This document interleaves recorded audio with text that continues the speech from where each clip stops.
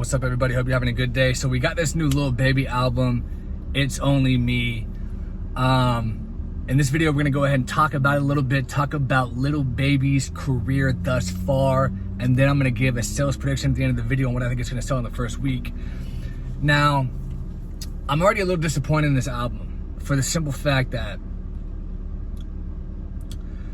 he worked with a lot of cheap, unknown producers on this album, which tells me he is trying to save money, make more money, you know, because what happens is rappers, they get a budget of however much, depending on how big you are. Like artists as big as Lil Baby, because he's one of the bigger rappers out there, he's gonna have a bigger budget, right? So they might say, okay, we'll give you $1 million to make this album, and that has to cover everything: studio cost, production, writers, whatever the case may be. So if he goes in under budget, like let's say he goes in, he gets $1 million and he only spends $500,000, he gets to pocket that other $500,000. You know what I'm saying? At the end of the day, really, it's a loan. He has to pay it back anyway.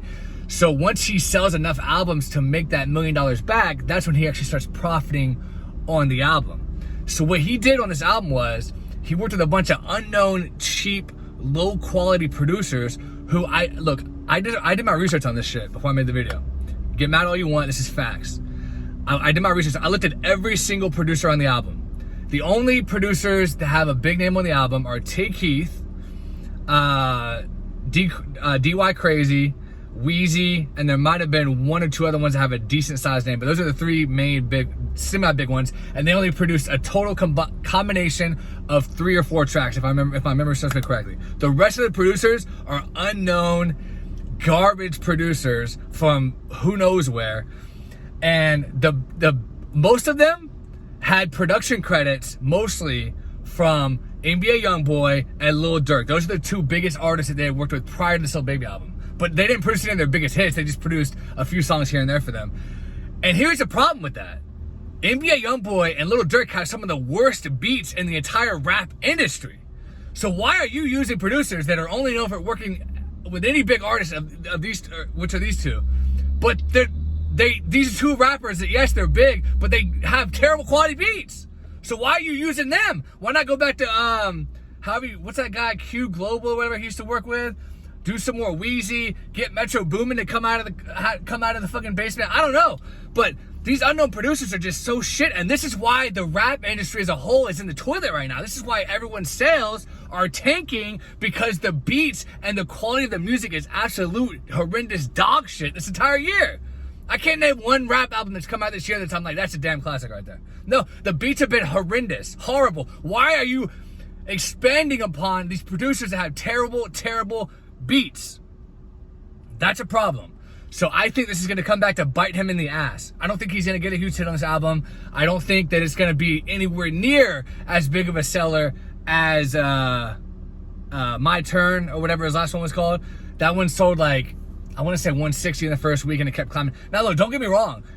This new one, It's Only Me, it might, I mean, it's going to debut at #1. I mean, they've put so much money into the marketing. There's no way that it won't do that. It's going to have a big first week. It's not going to be as big as what they're expecting, though. It's just not. It's probably going to do, I'm going to be realistic with you guys, I think it's going to sell less than My Turn did in the first week. I'm honestly thinking 110 to 120 first week at the top. Bottom, it could go as low as 90, 95. But I think it's going to do like 150, 120. And the reason being for that is, yeah, it's still going to go #1. It's still going to hit, you know, it's still going to hit 100,000. So it's going to be a W at the end of the day in the first week. But over time, this album is not going to have the staying power of My Turn. Why? Because he worked with a bunch of shitty producers to save money. So yeah, you might get a bigger check up front because you kept some of your advance in your pocket, but people aren't going to be replaying this shit over some cheap ass, whack ass beats from whack ass producers. Like, this is so stupid, so dumb. And I was like, okay, let me go. Before I made this video, I did my research, like I said, and I was like, I'm trying to see what other people feel about this album. Am I just absolutely insane here about these producers? Whatever. I literally went on Reddit, because, you know, somebody always posts whenever a new album comes out for the week.